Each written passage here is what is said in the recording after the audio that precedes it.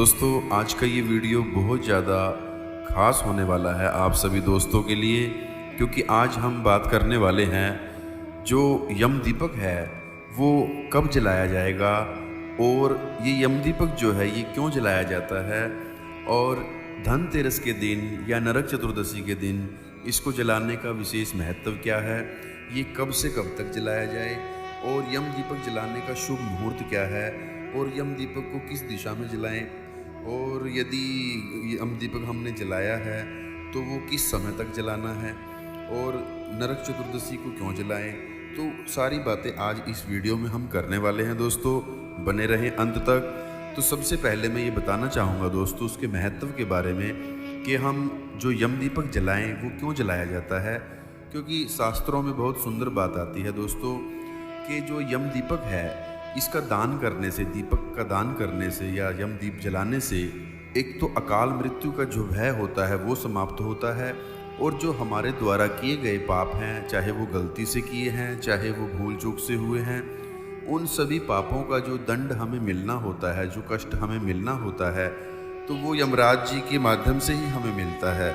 तो यमराज जी दंड देने वाले हैं, इसलिए यमराज जी के लोक में जाने से पहले, यमलोक में जाने से पहले, क्योंकि मृत्यु के बाद जो आत्मा होती है वो यमलोक की यात्रा करती है अगर हमने पाप किए हैं, बुरे कर्म किए हैं, और यदि हमने अच्छे कर्म किए हैं तो स्वर्ग की यात्रा होती है।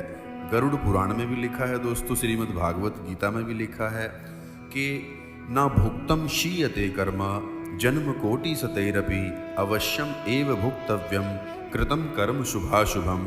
कहा गया है कि जैसा हम कर्म करते हैं वैसा ही फल हमें प्राप्त होता है, चाहे अच्छा कर्म करेंगे तो अच्छा फल और बुरा करेंगे तो बुरा फल।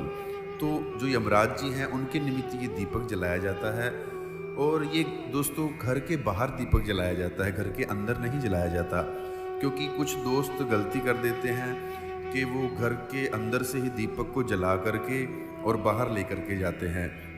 दोस्तों सबसे पहले ये बताना चाहूँगा कि ये जो दीपक होता है यमराज जी को ये प्रसन्न करने के लिए जलाया जाता है, और हमारे घर में किसी की अकाल मृत्यु ना हो, किसी को जो हमारे घर में भूत प्रेत की बाधा आ जाती है, नेगेटिविटी घर में आ जाती है, तो वो सब ना हो, इसलिए ये यम का दीपक घर के बाहर जलाया जाता है। क्योंकि दोस्तों जो दीपावली का समय होता है, ये दीपावली का समय तंत्र विद्या के हिसाब से, ये अमावस जो होती है दीपावली की, ये कार्तिक मास की, ये बहुत ज़्यादा खास मानी गई है, क्योंकि बहुत सारी आत्माएं एक दूसरे के शरीर को छोड़ करके दूसरे शरीरों में प्रवेश करती हैं, तो वो भूले भटके से भी हमारे घर में भी प्रवेश कर जाती हैं। तो इसलिए ये नरक चतुर्दशी को, धनतेरस को ये दीपक जलाया जाता है। वैसे तो इसका विधान दोस्तों 5 दिन दीपक जलाने का विधान है, क्योंकि ये पूरा जो दीपावली का पर्व होता है ये 5 दिनों तक मनाया जाता है।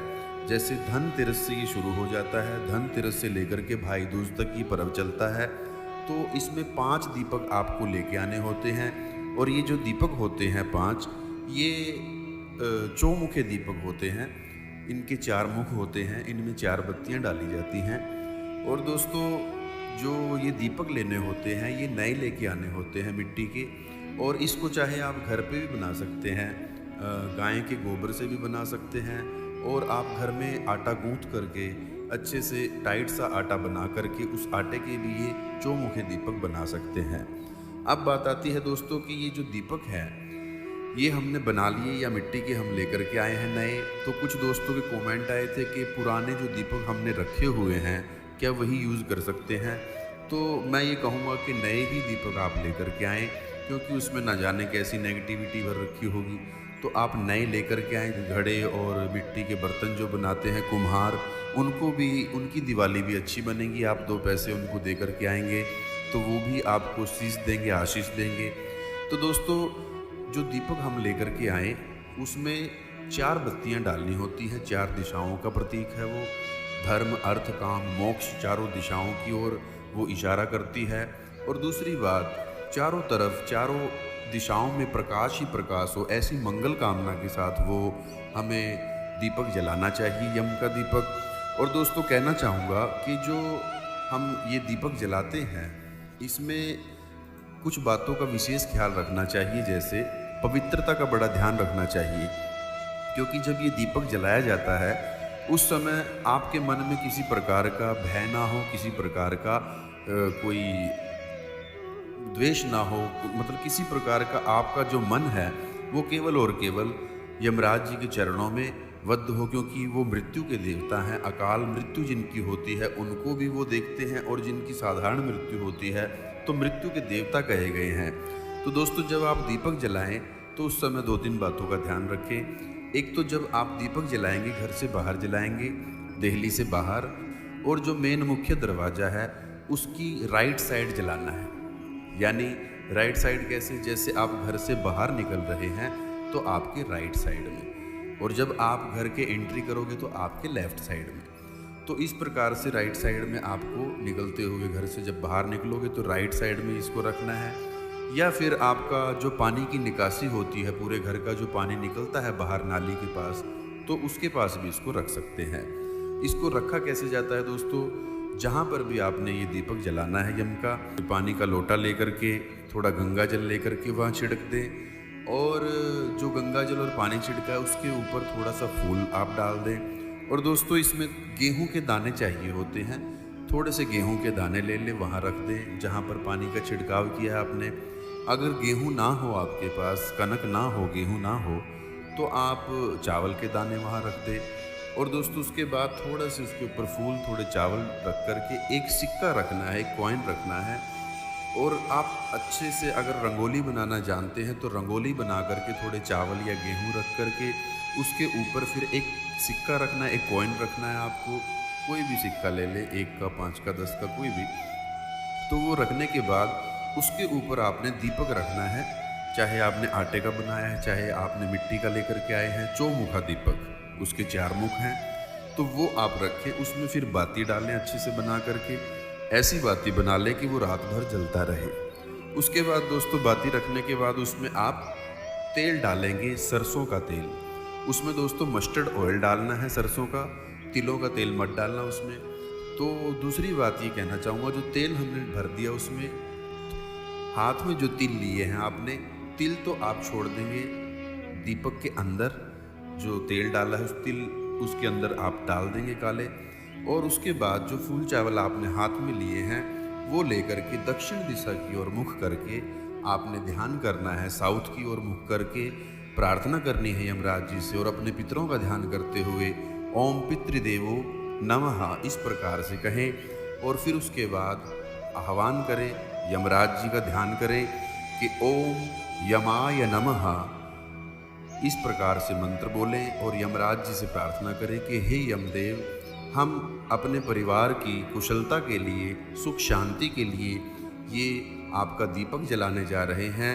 आपसे हम प्रार्थना करते हैं कि हमारे घर में कभी किसी की अकाल मृत्यु ना हो और हमारे समस्त पापों को आप क्षमा करें। ऐसी मंगल कामना करते हुए फूल चावल लेकर के आप दीपक के ऊपर से घुमा करके दीपक के नीचे वहाँ पास में छोड़ दें। उसके बाद दोस्तों अपने हाथ धो लें अच्छे से। हाथ धो करके अब आपका ये काम संपन्न हुआ। और इसका ध्यान रखा जाता है क्योंकि ये संध्या के समय, शाम के समय जलाया जाता है। दोस्तों एक बात और कहना चाहूँगा कि पिछली बार भी पूछा था लोगों ने, अब की बार भी पूछेंगे, इसलिए मैं पहले इस वीडियो में बताने वाला हूँ। हमारे जो पति हैं या हमारे जो बाबूजी हैं वो दुकान पे हैं या फैक्ट्री में हैं, वो आ नहीं सकते, भी लेट आएंगे, तो उनके आने से पहले हम जला सकते हैं क्या इनको?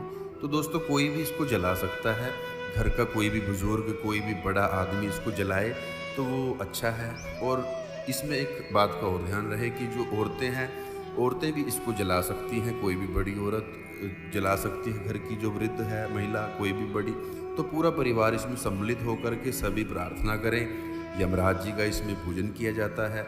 नरक चतुर्दशी की बात करते हैं दोस्तों, क्योंकि धनतेरस को तो ऐसे ही आपने जलाना है और नरक चतुर्दशी अगले दिन यानी दीपावली के दिन पड़ रही है अब की बार, तो दीपावली को भी जलेगा।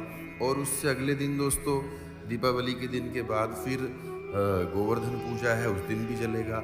विश्वकर्मा भैया दूज है, उस दिन भैया दूज तक ये दोस्तों जलाना होता है। और जो दीपक आप उठाते जाएंगे वो आप अपने पास रखते जाएं। अगर एक ही दीपक लेकर के आए हैं आप, तो एक ही दीपक हर रोज़ अच्छे से साफ करके शाम को फिर उसको ऐसे ही जलाना है दोस्तों, सूर्य अस्त के बाद।